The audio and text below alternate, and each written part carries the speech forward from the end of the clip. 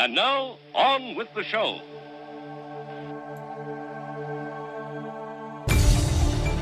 The moment our fellow geeks, dweebs, nerds, and other unfortunates have been fervently waiting for has finally arrived.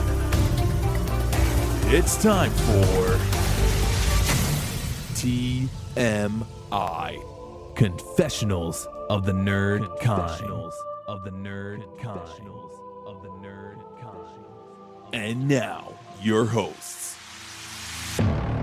Jeff Nerfherder Chandler, Jim Kaiju Baker, and Christina Yojimbo Henry.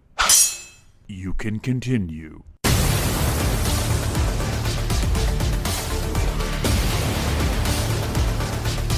And now, let's get on with the show. Here is TMI. When I first got there, the kid says, I ordered my popcorn and my frozen Coke. And he goes, let me ask you a question. He goes, what are your feelings on paper straws? And I just looked at him. I said, they suck. Very funny dad joke. Nah, He didn't get it. He didn't think it. He was right. They're horrible. But it completely collapsed before the previews. Sitting in my frozen Coke drink. Well, just get two. I know. I feel guilty with plastic straws. So you can carry a reusable straw. A metal straw. So I always have a metal straw on me. So. Then you can drum on the back of the seat that's in front of you once it's done. Well, there was nobody there, so yeah. My theater had just randomly seated single men, so it was like some kind of a Soho after hours show. Did they have their singles out? Were they waiting with like lap dances? Like what did they think was going on there? Well, I sat at the music box in 35 millimeter, and there was Nice. a normal crowd of people there. Normal crowd. I like it. I think this was a brilliant pairing. Yeah. Just to let you know. Well, you didn't think it was completely random because it was random. You didn't. Well, I mean, the soundtracks alone for both of these. I'm ready to give both these movies $5 just And for then there was just the downtown motif as well. I think that was why I picked them, because of that. I still felt the link was tenuous. Well, I think it worked. Listen, we've had lesser connections, so I'll take it. I was really kind of looking for an excuse to talk about Little Shop of Horrors. Well, it was a good excuse, and it was really fun actually rewatching that again. So we'll get into that. So yes. Welcome everybody. I'm assuming that people are listening to us at some point. Those men that are in the theater, Jim, by the way, do you know? So when I started doing research for this movie on IMDb, there's like 20 men that are actually referred to as punters. And I didn't know what that term meant. It's a and British apparently they are term. for people who frequent strip clubs, among other places. Or it's used in different settings. Like, you could use it for like sports fans or concert goers. Yeah, it's usually derogatory. I had never heard it. It's usually whenever I see it, it's slang for the great unwashed, the punters that are out there. That would describe the men in this movie, by the way. A lot of the men in this movie. So what movie are we actually talking about here? Last Night in Soho. Now, I've been so looking forward to this ever since I saw the trailer. Just because it's one of these things that doesn't give too much away. I watched the trailer hesitantly because I knew it was Edgar Wright. I'm like, do I want to know too much about this? And after watching it, thankfully, I didn't. It just really stoked my curiosity. So I'm glad going into this, I didn't know too much about it. I think it kind of created expectations that weren't really there. I think some of the trailers were a little bit of a misdirect. And maybe that's not a bad thing. That's not a bad thing at all. Yeah. But you knew it was creepy. There was maybe some time travel element going on, and they didn't really give you much more than that. But it was just enough to whet the appetite. And they didn't give you much more by the end of the movie either. Oh, you don't know what's going on. Do we want to talk a little news? I have one news item. That's it. Unless you guys all brought something. Oh, you just have one news item? What is it? It's a slow news week, so let's go. Black Panther Forever is they've halted production. Apparently, Letitia Wright was hurt like 2 months ago doing a stunt. She's on like hiatus. She's actually recovering in London, and they've filmed everything else that they possibly can without the star actress. So now they have to stop production and hope like heck that she gets well. The thing is that I can't find any description of what the actual accident and injury is. It must be pretty bad if she's recovering for at least 2 months. I mean, I hope that she's okay, because whenever people talk about these kinds of things, I always think of the Maze Runner, the lead actor on the Maze Runner, Dylan O'Brien. He was in a terrible accident making the third film. He was in the hospital for 8 months. He had a concussion. He fell off a car during a stunt, and luckily he's okay. We saw him in Love and Monsters. Yes, we did. And I know that big budget productions, they try to be real careful. It is sort of the opposite of the Hong Kong cinema philosophy. And yet you probably have less injuries over there than you do here with all the protocols in place. No, oh no. I don't think so. Gotcha. Maybe you just don't hear about them as much. And we'll actually talk about it a little bit when we get into Little Shop of Horrors. There was an incident on set. I just feel for Mr. Bean. How is he still alive? He's like rubber. He's made of rubber. He's like Gumby. Are you kidding me? Before last night in Soho, obviously I get the requisite now 10 trailers at least. Yes. And there's one that I've seen like for the 5th time now that I completely forget about by the time the movie's over.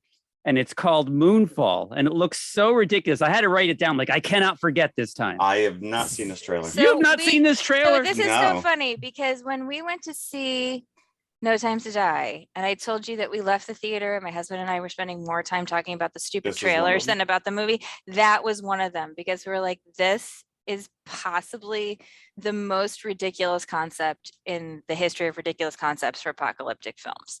Like, if the I think I know what you're pulling out of orbit, you have bigger problems.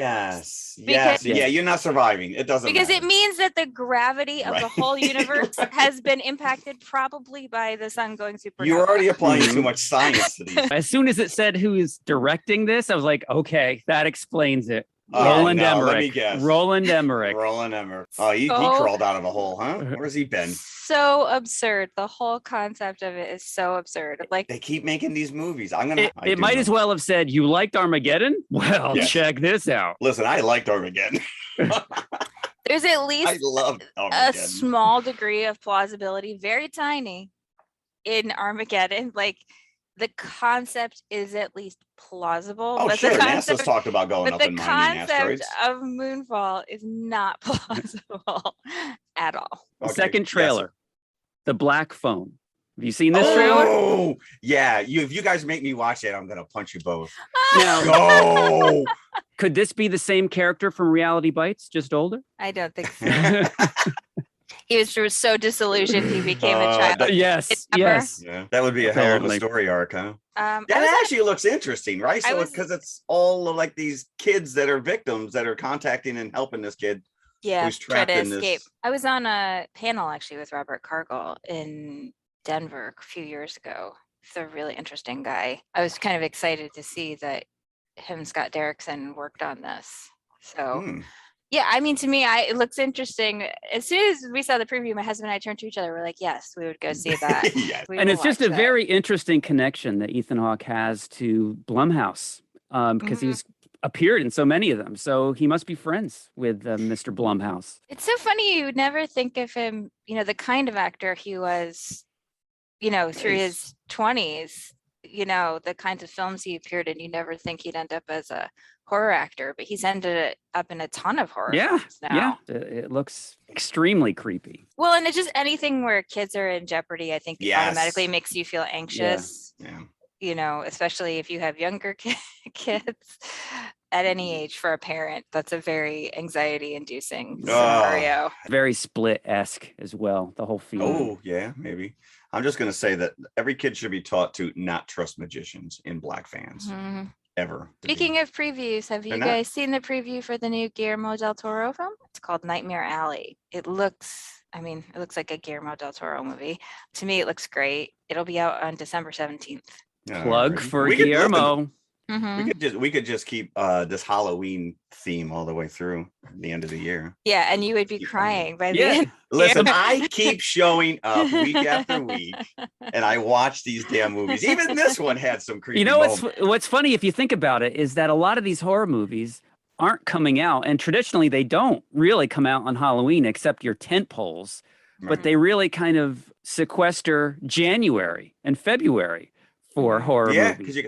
All right, so let's go to this. Here, I'm going to give you right now. I watched Scream 4 the other day. Congratulations. Oh, you got one up on me. Oh, what about 2 and 3? What about 2 and 3? I skipped. It just happened to. I just, showing up at 10 o'clock at night at home. I showered. I turned the TV on. It just starts.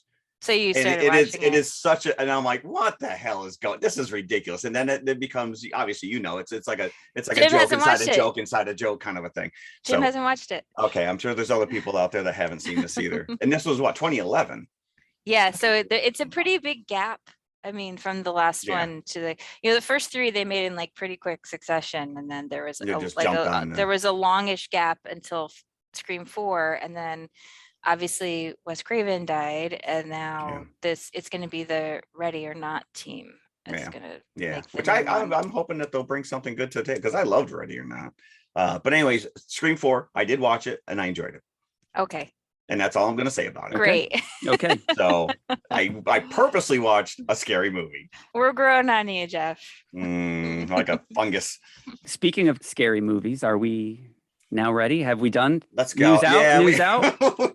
That wasn't really news. No. We're talking about trailers. That was like preview trailer. Yeah. We should just do like a trailer section. Screw the news. We should. Yeah. We should just talk trailers. Yes, we should talk about trailers that look good and trailers that don't. Although it's a problem because Jim closes his eyes for half that the is trailers. true. Well, you can talk about what it sounds like. What it sounds like. Good? Does it not sound good?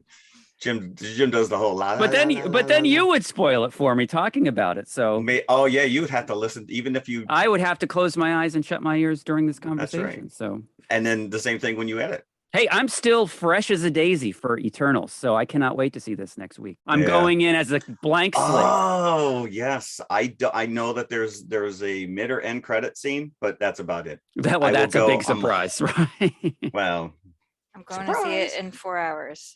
Okay. Oh, that's right. You said you had tickets 12:30. Yeah. Mm-hmm. Nice. So, anyways, all right, let's get into this movie. Last Night at Soho. I knew this was for me as soon as they opened with World Without Love. This soundtrack is just off the charts. Now, I don't know 3/4 of these songs, but it doesn't matter. It doesn't matter. It sets such a mood.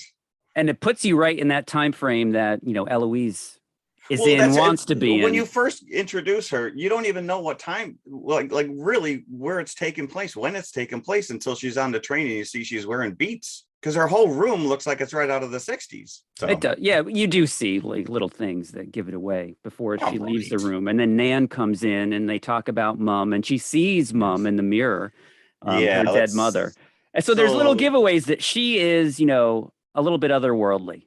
She's Eloise. trapped in that time. Like she says before the mailman comes, like she senses the mailman's coming and that she senses it's going to be good news. And yes, it is good news. She is accepted into the London College of Fashion. And Graham is a little bit hesitant about her going away because she feels things, is how she puts it. And she'll get overwhelmed again. So did she spend time in a hospital over this? Did she have mental problems? She also mentioned that you see things like your mother. So her mother apparently had this quote unquote ability as well. But Mom is dead, but we see her in the mirror. And then she lies to Graham and tells her, I haven't seen Mom in quite some time. I thought this film was very stylish and that had a lot going on visually. But one of the problems is that the characters are very, very underwritten. And I think that this whole thing where she's like, I can handle it, but she obviously can't. But how many kids say that? My kid lies to me all the time that everything is right in their world, and you start picking at it and it's not. But the problem is that it doesn't seem like she's really genuinely psychologically prepared herself for the possibility of going to a city where she would be constantly stimulated potentially by death, which clearly sets her off. And then who set anybody off? And then after a while, you're just watching Thomas and Mackenzie run away in terror with her wide blue eyes. I mean, there's like 15 scenes in a row that are like this. And she's a very talented actress. She's also in Jojo Rabbit, if you remember. Yes. Yeah, Elsa. Yeah. And Anya Taylor-Joy is also a very talented actress, but I felt, unfortunately, both of their characters felt very one-dimensional, very underwritten. You know, Sandy is a victim and Ellie is a different kind of victim. And it's 2 hours of watching them be victimized until the very end of the movie. I really wanted a lot from this movie, so I was a little disappointed. You don't really get a lot of backstory about Ellie, which I was missing because I wanted the blanks to be filled in by the end of the movie, like that you're getting teased because they're building up this story of this mom and what happened to mom, because you get the impression that she killed herself, or we were told that she committed suicide. Graham's like, listen, London's a lot to take in. Yeah. You know, your mom couldn't handle it. I don't necessarily know that you can handle it. So you're laying that groundwork. And especially if you've seen the trailer, you know that there's kind of this quote unquote murder mystery going on. And so you're built ready to find out what happened to mom. And we're going to solve this murder. Somehow she's going to save mom in the past, kind of a frequency type of thing. And none of that plays out. Yeah, I wasn't necessarily thinking of that, but I was thinking, you know, with all the time they have, there was plenty of time to fill in those gaps, and they chose not to. You don't really see Ellie act with any real agency. She's a voyeur. She's really a voyeur, literally. Yeah, but you know, I mean, I as a kid growing upstate, you know, leaving home at 17 and going to Manhattan, I connected with her in that regard. That this is Emerald City for her. This is magical. This is a way out. This is all I've ever dreamed about doing. This is a long movie that pulls on a thread that really could have been like 20-30 minutes shorter. I do agree. Tightened up the suspense a lot. You see, I was thinking while this was unspooling in front of me that a lot of these scenes, these dream scenes, were repetitive. Yeah, they were. Of, you know, the Johns, yes, you know, for lack of a better word, coming back. It's like that's like two or three times. Yeah, you see pretty much the same scene. Yeah, and so I was thinking, but it does get progressively more horrific. It does, every time, because the first time she wakes up and she's exhilarated.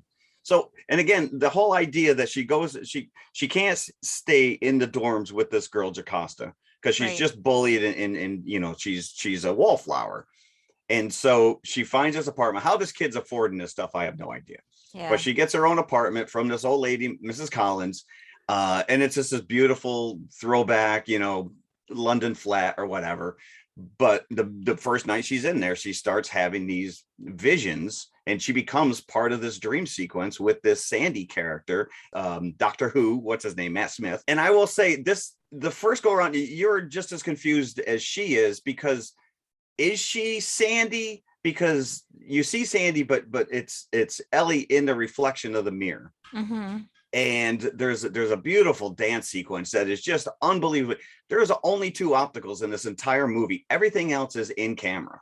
So the choreography of this dance of, you know, here's Ellie and Jack dancing, but every time they swirl around, it suddenly becomes the other character, or you look in the mirror and she's over here. The style and the substance of this movie is gorgeous to look at. I agree. I loved watching the movie. I loved listening to the movie, and I enjoyed it. You know, I didn't let the plot holes really affect my taking in of this movie. And I got the impression right away that they were not the same person, because Ellie, yes, you see her in the mirror whenever Sandy is looking in the mirror, but Ellie is chasing after her. Sandy is not waiting for her. She's not mimicking what she's doing, kind of a thing. It's not like she's watching her this whole time. It's like she's watching this unfold, just like we are. But none of this is ever explained to the audience. You don't know how she's doing. And I appreciated that. You know, it's like, well, this left it up to my imagination. Now, let me just go back to Miss Collins, who is played by the wonderful Diana Rigg. Tracy. Those cheekbones. Tracy from On Her Majesty's Secret Service, of course. I love her for that. Lady Tyrell.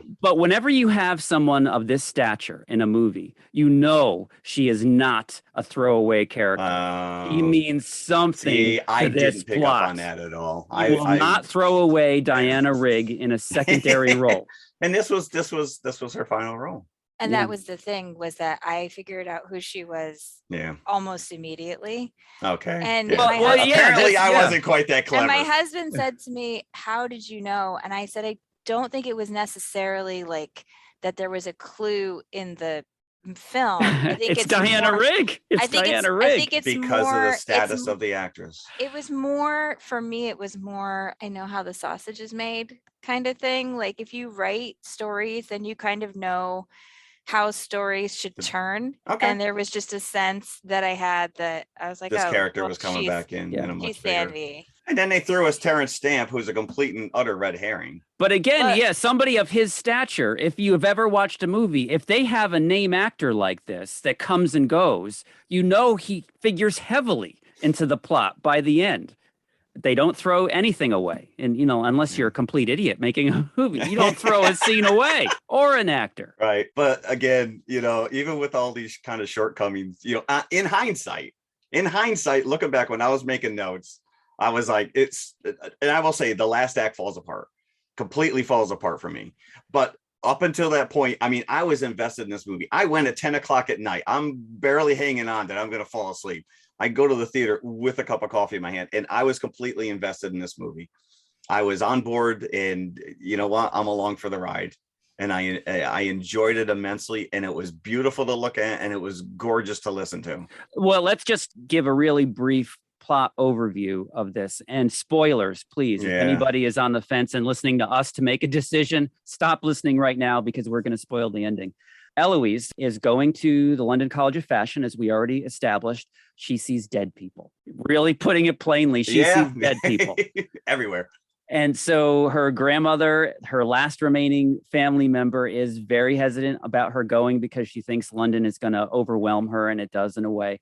She meets Mean Girl. She goes to live on her own in this Miss Collins apartment, and then she starts having dreams where she is back in the 60s, which is a time that she loves thanks to her mother's influence. And she is looking at the life of this very hip, very swinging London 60s girl by the name of Sandy. And she herself is coming to London in a slight mirror of Eloise, trying to make it.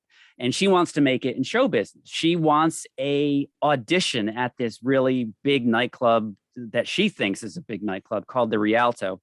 She meets Matt Smith's character, who is taken by her immediately. This is really a trick to the audience. Initially, you think he's this gallant guy. He defends her honor. He punches out this old guy that calls her name, and he's a pimp, basically.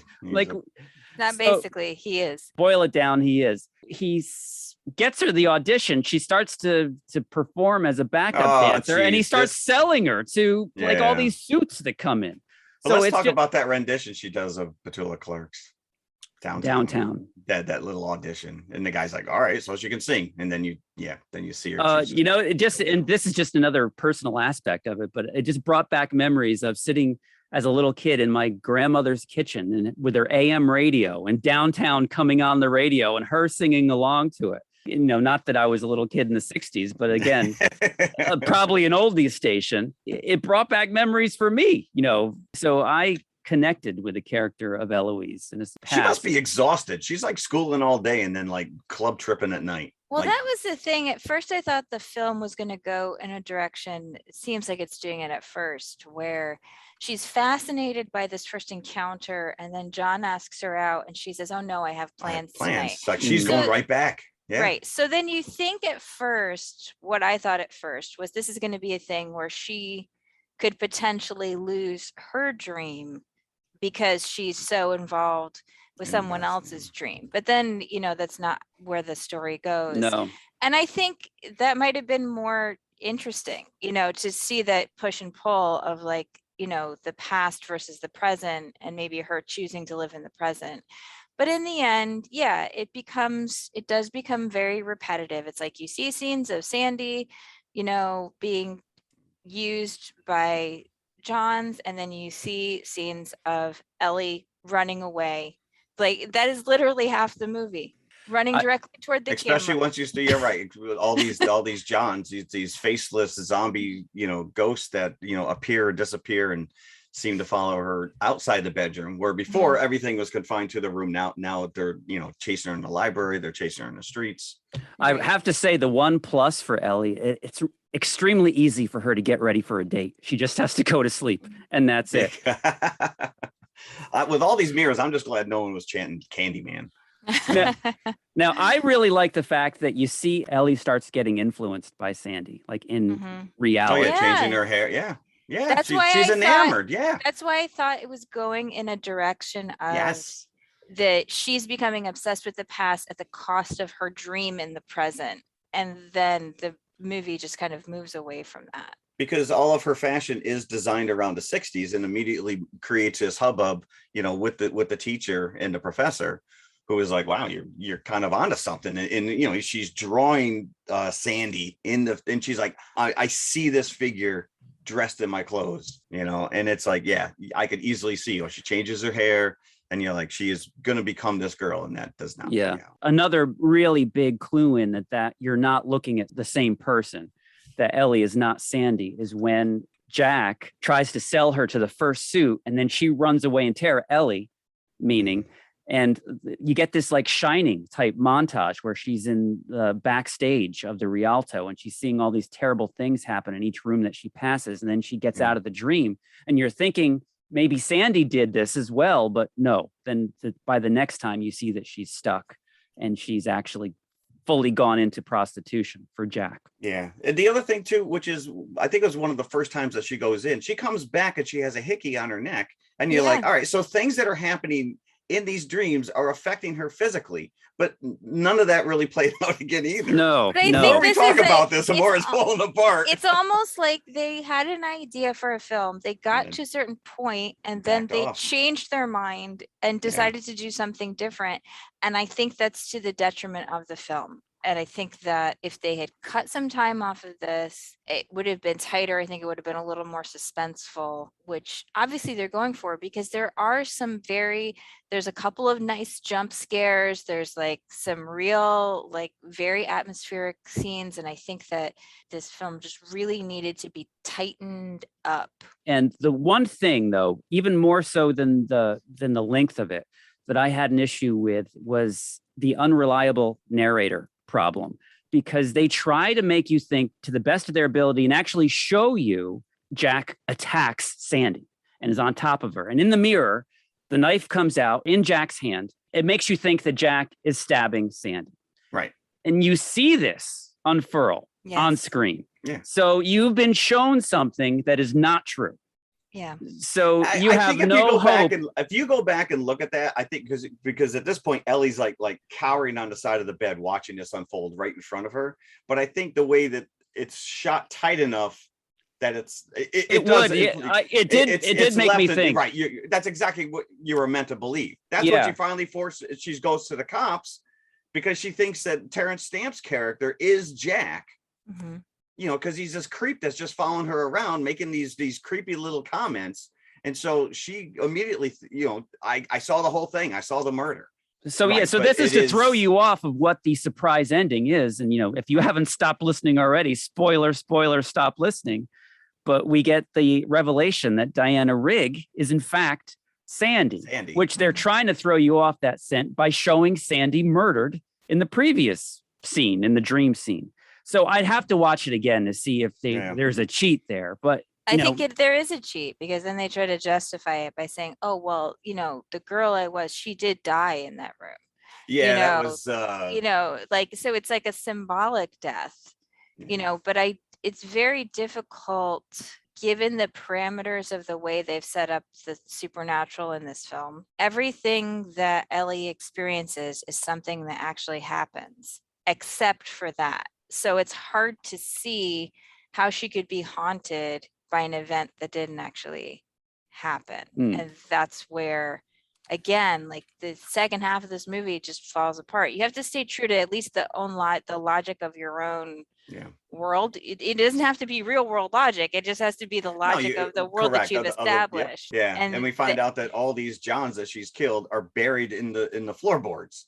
Right. And these are the spirits that are right, and just after like Ellie, but they're really looking for revenge. Just like the zombies in Paranorman who are trying to get to Norman because he can speak to the dead. Yes. Yeah. I will say that Ms. Collins would have been super best friends with Mortimer's Aunt Martha and Abby. Definitely. They flip it and it's like, all right, she's she's no longer the victim. She's the one who's actually exacting the revenge on all these men who have abused her and taken her away. But then she poisons Ellie and her boyfriend. Yeah. She stabs the boyfriend. They're both innocent bystanders in this whole thing. Don't rent this lady a room if you're just gonna, she found out because she does make a comment at the beginning of the movie. Oh yeah, by the way, in the summertime, keep the windows open or something because the stench. It's like, what? Because of the rotting bodies in the floorboards.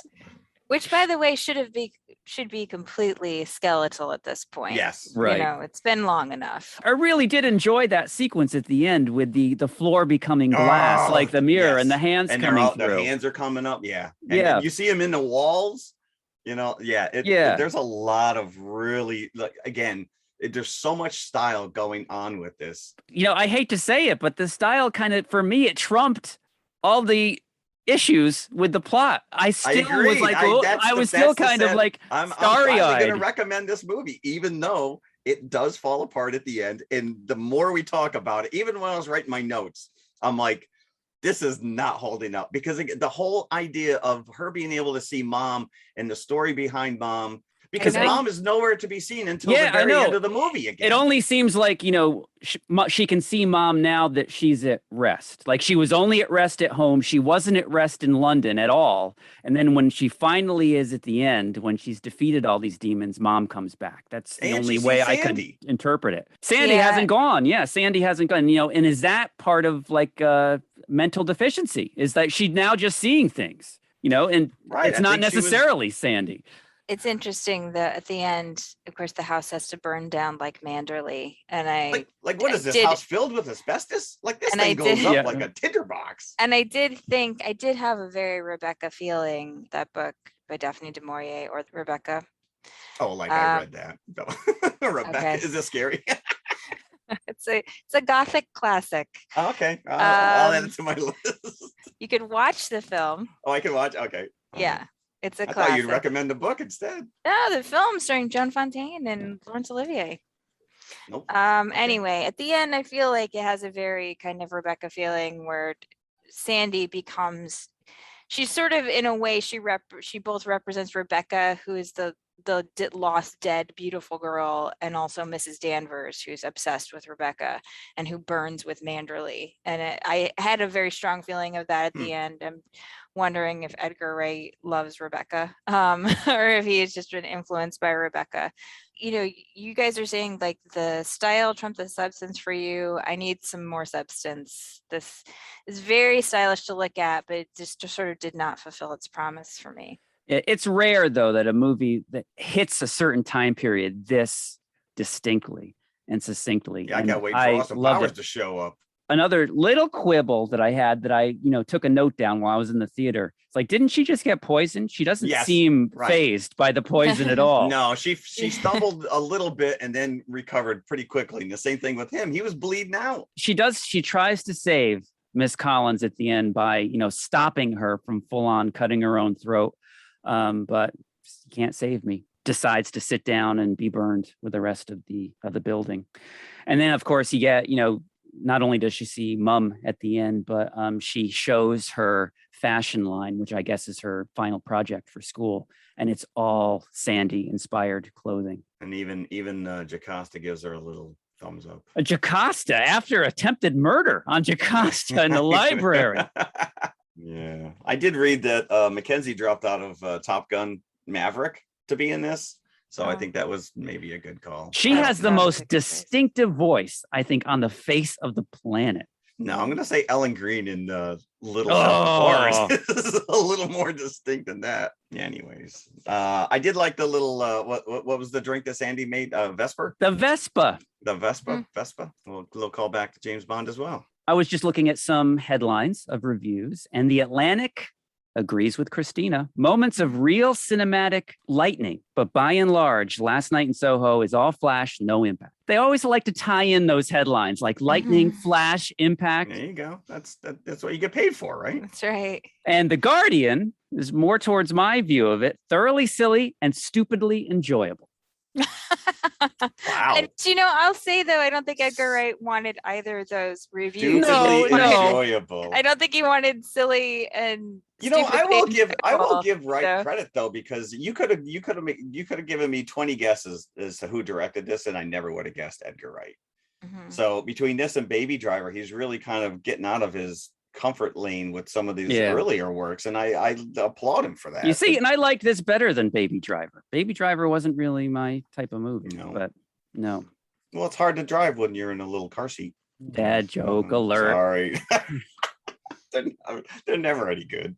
All right, so there you go. So we're a little split, just like Dune, right? Substance, also all style. I have to say, substance. I feel very sad about all the new features this month because I didn't really enthusiastically like any of them. You know, I downright hated some of them, and I thought some of them were just okay. And I feel sad because I want to go to the movies and fall in love. That's what I want.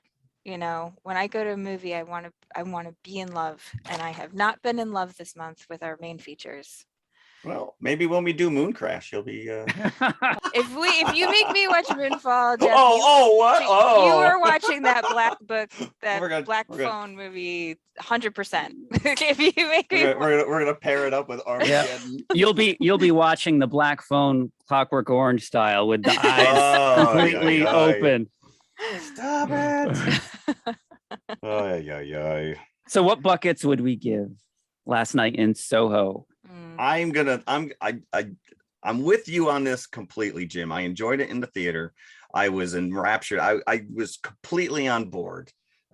Talking about it now, it does fall apart, but I think that you need to go see this for yourself and make up your own mind one way or the other. I'm giving it 4 buckets. 4 buckets. I'm going to go slightly less. I'm going to give it 3 3/4.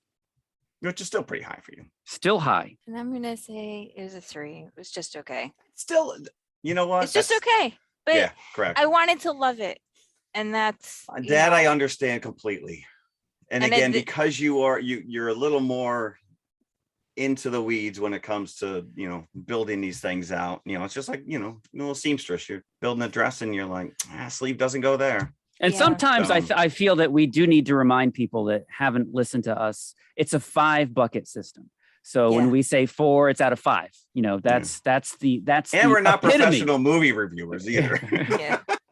We're just idiots with opinions. So speaking of Vespa, let's go to the concession stand, and I have something special for us. Then we'll come back and we'll visit the flower shop, Little Shop of Horrors. I hope you're not giving me drops of blood. The progress in engineering technique and the study of streamlining have determined the evolution of the vehicle.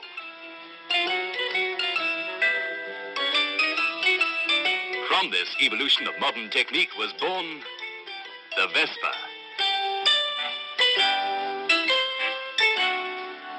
Handlebar die-cast in one single piece. Vespa. Monocoque body, as in the modern automobile technique. Vespa. Efficient and comfortable suspension. Vespa.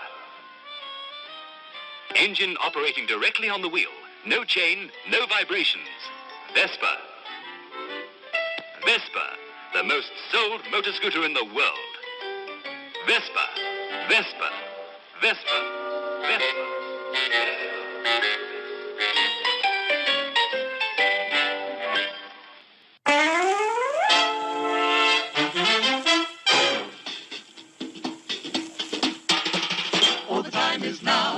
Here. Now's the time for a bite of cheer. A tasty light where the price is right. Well, look here, you'll dig the sight. The moment's handy for a piece of candy. Just name your brand, they're all so grand. Hey, what do you think of a nice cool drink?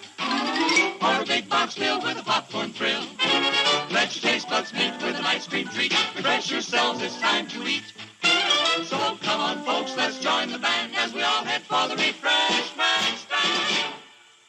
Okay, we're back. And we are covering the 1986 adaptation of the musical Little Shop of Horrors. Little Shop. That's all I can say. Copyright. Written by the great Howard Ashman and the music by Alan Menken. Howard Ashman also did the screenplay. Yeah, Alan Menken, Mr. Disney in the late 80s, early 90s into mid 90s.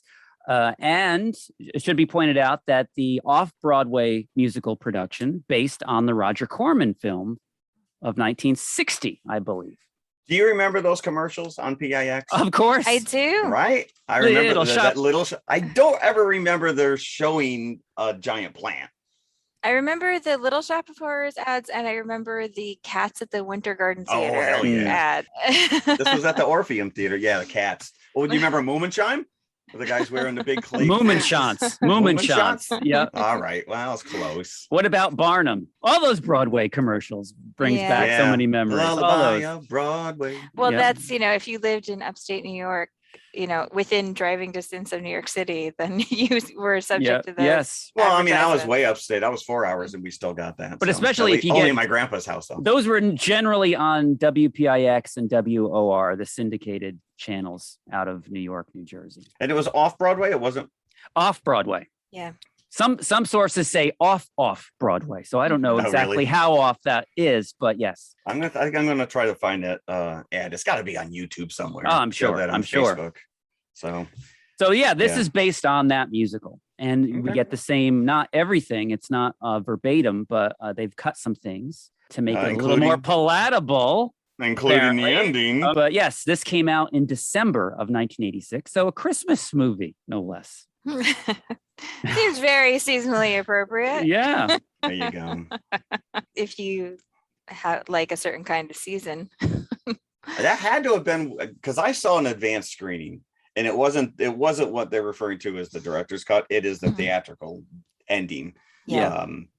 So it had to have been right around that time frame. It wasn't really a box office hit. It did make its money back, but it wasn't. I think it was a disappointment for the studio. David Geffen put it out, and I think Warner Brothers was the distributor. But by all accounts, it has become a huge cult favorite in the intervening years. So enjoyable rewatching this. I will just say that right now. I watched it streaming. Oh, the picture was so nice and clear. It was on HBO Max for me. Okay, I picked up the Blu-ray, which was the director's cut. Came out in 2012. Okay, which they reinstated the last 15 minutes. So I have a digital version that has both. That's cool. It has the theatrical cut, it has the director's cut, and it has a couple little special features, one of which is Frank Oz for about 10 minutes talking about that's on the disc as well. Yep. Director's cut and why it was changed, and then like the special effects that went into filming that version of the story. And I have to give David Geffen credit because he told them flat out, he's like, this is not going to work for audiences, but he let them shoot it. Yeah. He let them try it, and they did a couple of screenings. It just didn't, and audiences didn't like it. Yeah, he was still supportive of it, so much so, and I love this story, that in 1998 a special edition DVD was released with a very low quality copy of the ending of the original ending, black and white, didn't have special effects, didn't have music. It was only in stores for like 2 or 3 days, and Geffen pulled it once he realized, because they released this without his knowledge, that he didn't want such a low quality version of the ending out there. So he pulled it with the hopes that he would be able to put out something that was nice and cleaned up once the source was found. So I've never heard of something like that happening before. No, and I will say that it's beautiful to look at, and it's sad to not be able to see this in the theater, but the theatrical ending is much more satisfying. And I like the theatrical ending because it does have that little smirking Audrey at the end. So you don't completely get away with it's not necessarily a love conquers all ending. Right. You know what I mean? But in this original ending, like everyone dies and the plants take over the world. They win. You see, now this is not fair because I didn't see the original. I sent you the link. He sent it, Jim. I did. I sent it yesterday purposely so that we could all watch it. Oh, I didn't even see that. As soon as we're done with this, you need to watch it because it is a marvel of it's not stop motion. This is all practical. This is what people need to realize. These plants, this Audrey 2 is a Muppet. It is an actual physical puppet. Brian Henson was one of the animators on this, but the end sequence is the giant plants taking over Manhattan. destroying. It is kaiju action. Jim, you're going to be like, this is amazing. And to see that, and that was the little interview that Christina was talking about with Frank Oz. He was elated that this was finally going to be able to see the light of day, that people are going to see what the amount of work that they put into this. Yeah. The Statue of Liberty, the friggin' the Brooklyn Bridge. I mean, it just, the giant plant eating subway cars going right down his throat. I mean, it's really, really impressive. Not even talking about this ending that I haven't seen yet, but just talking about Audrey 2, but talking about Audrey 2 itself, especially in the scenes where it interacts with Rick Moranis. You know it's a practical effect. You know they're not cheating here. It's not a blue screen. And obviously it's not computer generated. And I was dumbfounded looking at this. Yeah. Just the lip movement, how they were matching the words to the way that the lips of this thing were moving. Probably even two guys. But it's going really fast, and the dialogue isn't slow. Then you probably saw this on the bonus features, but I was reading that how they filmed that in reality slowly because they couldn't really do it that fast. And then they sped up the film. And then Rick Moranis had to do the same. So he had to be, which is amazing. Absolutely amazing. And it is a mix of puppeteering, wire work, especially when you start getting into the tendrils and all that stuff. And they created special hydraulics for a lot of this stuff. And some of it, especially when it gets bigger. Yes, correct. That little scene where he's in the Maxwell House cup and he grows, that's just a forced perspective. That is literally just a plant in the background being hidden behind a can, and it pulls it forward to make it look like he grows. It's all in camera. And I think that, for me, I've always preferred practical effects because I tend to think, in a certain sense, they hold up better. Because absolutely. It's the texture. It's just, it does the CG, we know, especially when maybe not so much a plant, but when you start, CGing humans, we know what doesn't look right. Right. That's an uncanny valley problem. So in this plant is just, and I think it was it was nominated for best special effects, and it lost to Aliens, which was actually filming next door. So, obviously the effects are amazing, but let's talk about the actors. The actual story itself. Let's talk about the movie. Yeah. Let's talk about the performers. And again, spoiler alert, if no one has seen this movie, we already destroyed the ending for you. But I do want to talk about, obviously, so many great performances in this, but Ellen Greene especially is amazing to me. Every time I see her, I'm just blown away. You'd never know that she has this gorgeous multi-octave singing voice. You do hear it a little bit. From the tiny speaking baby voice that she uses, because that voice is a put on. Yeah. But then when she gets into Suddenly Seymour, and she's singing to the back seats. Well, I think Moranis is too. At some point, he's like early on, he's screaming his lines, and this does kind of play out like a stage show a little bit, especially early on when it's just the three of them in the shop. Yes, and I can only just applaud Frank Oz for casting her because she originated the role in the musical. I was gonna say she's the only one who carried over from the broad. But did you read who they were considering? Cyndi Lauper, and she turned it down. Yes, I did hear that. Yeah, I also, I don't know if this is a rumor, but they also approached Barbara Streisand. Cyndi Lauper, I can definitely see pulling this off. Yeah, I know, with the squeaky voice and that whole thing. Yeah. But Barbara Streisand, no, I can't see. Well, I can see Streisand playing Audrey too. I could see Streisand maybe when she was younger, like when she was Funny Girl, when she what's up, Doc? By this point in her career, I would say no. Also, Rick Moranis, obviously he has to carry this movie. Okay. And he's actually got a lot on his plate because he has a lot of dramatic turns, right? First he's just like this little loser who's playing in the basement with his plants. He has this unrequited love for Audrey, played by Ellen Greene, who is dating her sadistic dentist boyfriend, Orin Scrivello, DDS. DDS. Who just Steve Martin? I love Steve Martin kills. There's that one line that I think is Moranis's high point. this man is a total disgrace to the dental profession.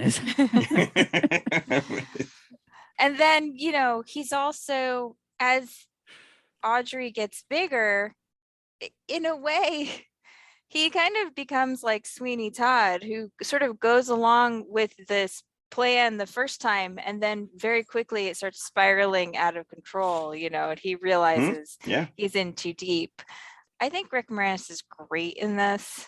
I love so many things about the way they designed his character too, how they make him look sort of he's like nerdier and rumplier, very because nebbish. He has like, his vest is like slightly too small. It doesn't go down to the waistband of his pants, you know, and then his pants are like slightly too big.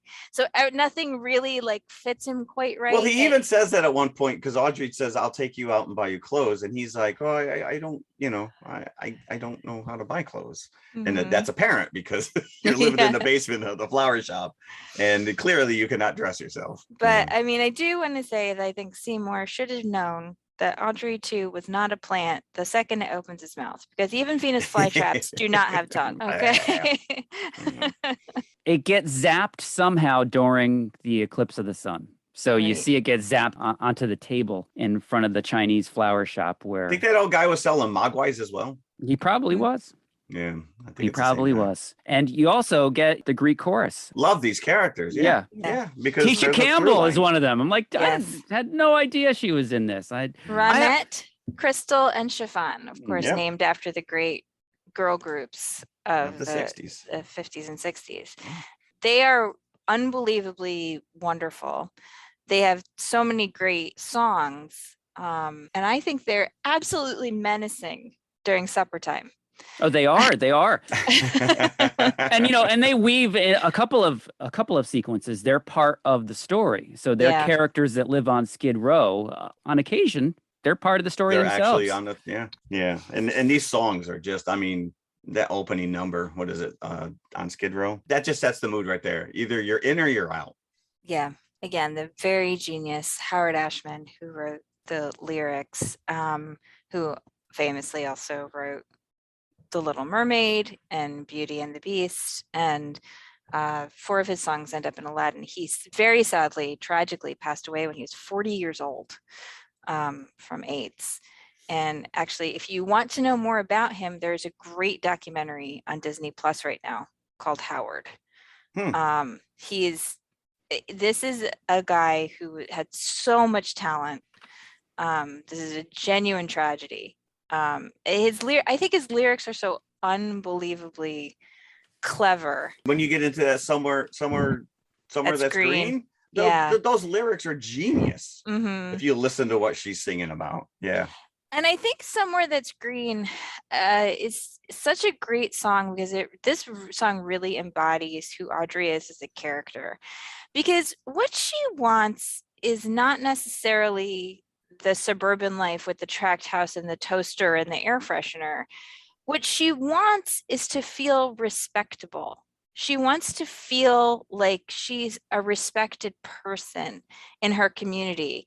You know, she talks about how she doesn't feel like she deserves Seymour, you know, and, you know, her boyfriend, well, he obviously he abuses her, but he also treats her kind of like a sex doll.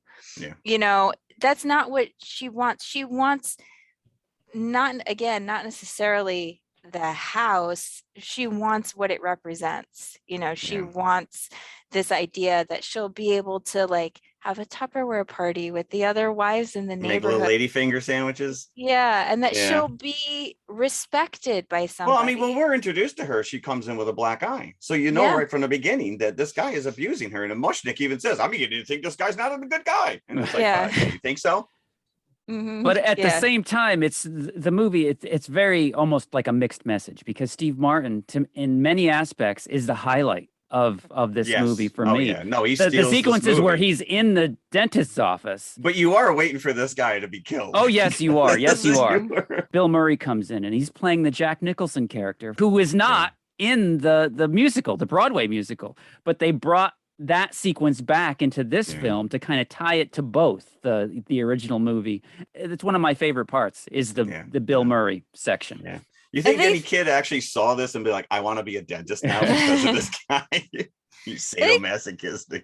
The best thing about the Bill Murray scene, I think, is how sort of fundamentally in conflict they are, because Oren only wants to hurt people who don't want to be hurt, who don't want to be hurt. You know, you'd think that this would be a dream. He could hurt somebody who's enjoying it, but no, he does not want this. He wants to feel their pain. And Bill Murray is enjoying this. He was actually disgusted by it. He's like, get out of here. He's like, no, I'm not playing your game. He's like, I'll be back. Oh, I feel like I need a root canal. Long, slow root canal. There's so many great like little cameos like that. You know, I forgot that John Candy. Weird wink. Christopher Guest. Yeah, Christopher Guest. And he looks like he's performing on stage. Well, can you break a 50? I know. Yeah. Well, I guess I'll just have to order more. Double. Meanwhile, a show and tell on the radio is not good radio, by the way. No. You can't bring people in to show off their stuff and be, boy, I wish you people could see this. Like, that's not good radio at all, Wink. And Levi Stubbs as Audrey, too, is so perfect. That voice is just... I found it interesting that when they give him credit, they say of the four tops, like we have to quantify who this guy is. Yeah, I think he is great. And of course, I mean, for me, Mean Green Mother is the showstopper. It was written. Well, that was Academy nominated. Yeah. Feed me, Steve. I mean, everyone knows that line, whether you've seen this movie or not. Feed me now. But let's talk about Frank Oz as a director, because, you know, generally when you think of Frank Oz, you think Muppets, right? Or, you know, Yoda. Alternately, maybe some of his acting roles that he's, you know, taken on. You know, whenever I think of him, I can't help but think of American Werewolf in London. That little scene that he's got in the hospital.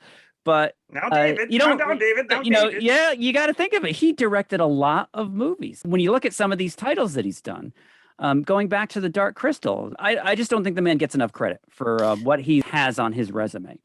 So he's directed, not only has he directed a lot of films, but he's also directed, I think, a lot of subversive films. Like, this is a pretty subversive movie.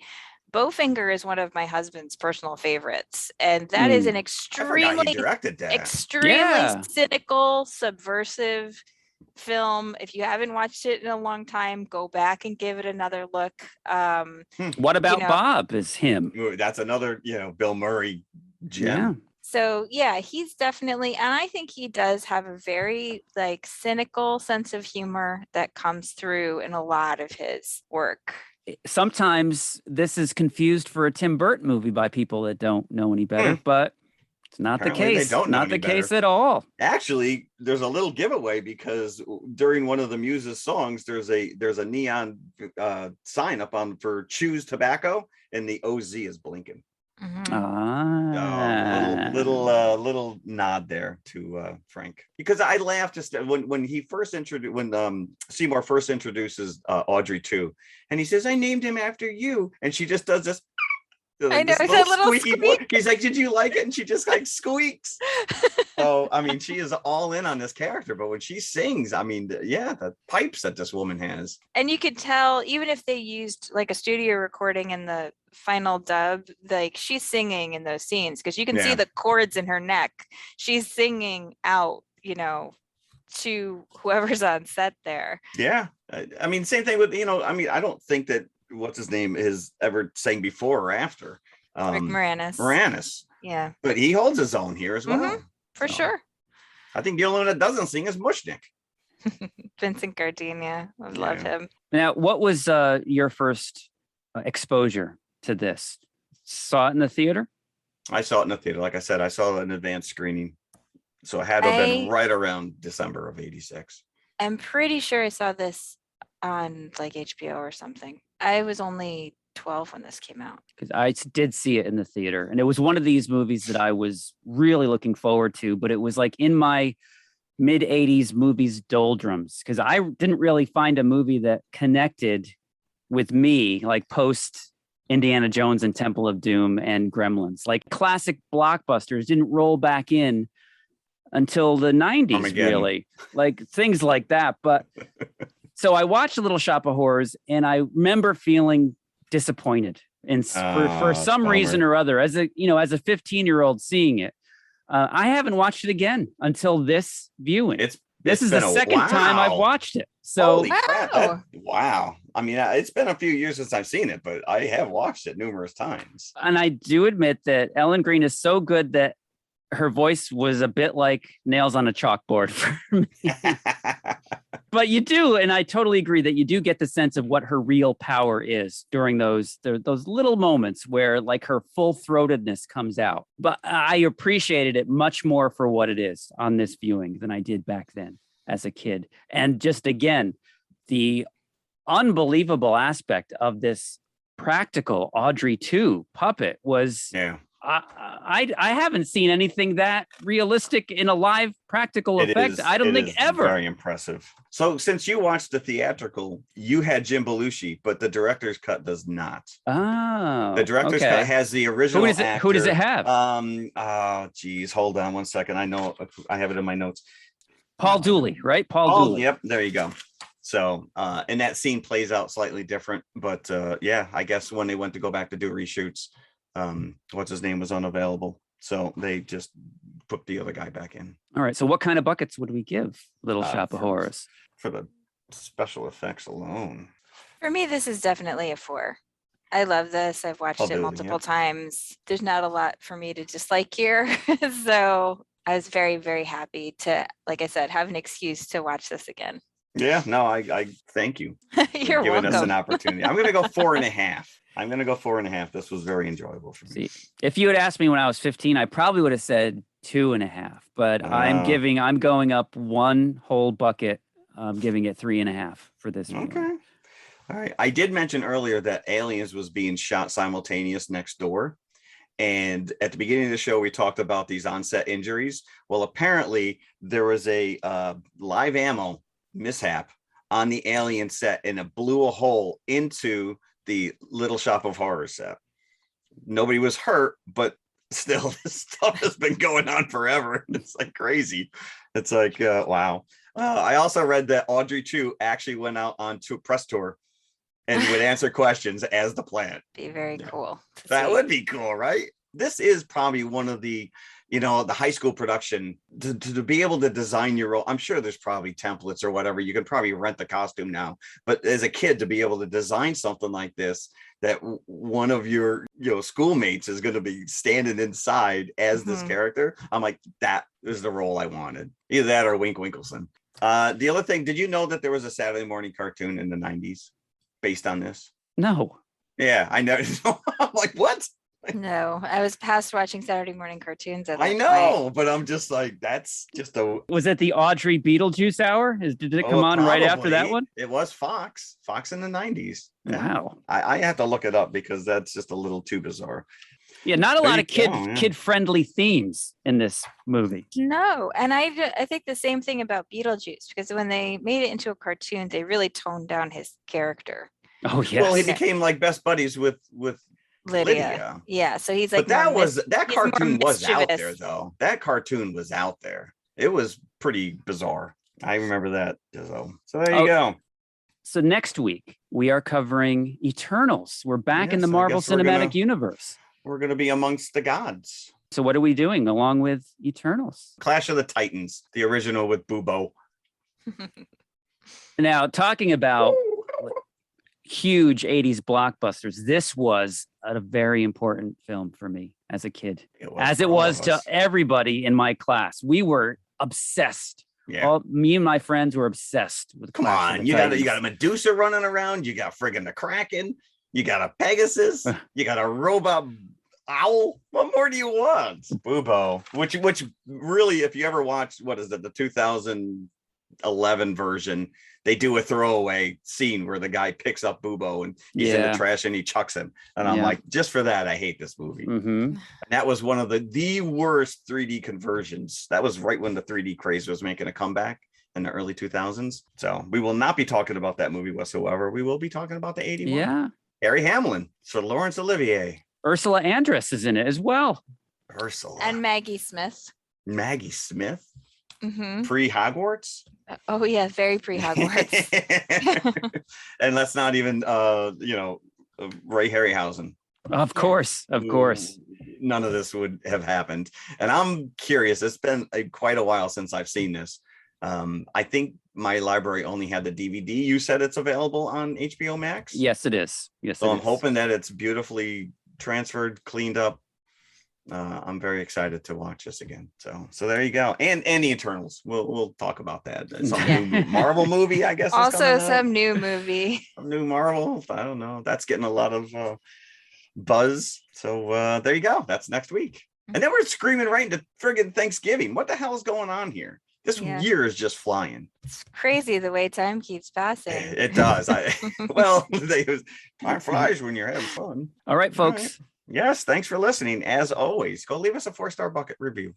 5-star. Or 5 if you really like us. Yeah. You can cut that out. I have no idea what I'm talking about. All right, everybody. Thanks for listening. Thank you. Bye. Bye. Hello, everybody. If you liked the podcast you just heard, then please follow TMI on all of our social media outlets. First and foremost, email us at tmipodcast2018@gmail.com. That is tmipodcast2018@gmail.com. And you can follow us on Twitter at TMI_podcast2018. Stop over, say hi, give us a compliment. We'd love to hear from you. Awesome. Make sure you follow us on Instagram as well, which is also TMI_podcast2018. And of course, we are on Facebook, facebook.com/TMI Podcast 2018. And it should be noted, we also have a community page, so join the forum. And if you like to watch YouTube, you can see us at TMI Podcast 2018, all one word. Look for the popcorn bucket. Popcorn bucket. Or you could just go to our website, which has every link there, TMIconfessionalspodcast.com. And we'll see you at the concession stand. We'll save some popcorn for you. Feed me, Seymour. Feed me now.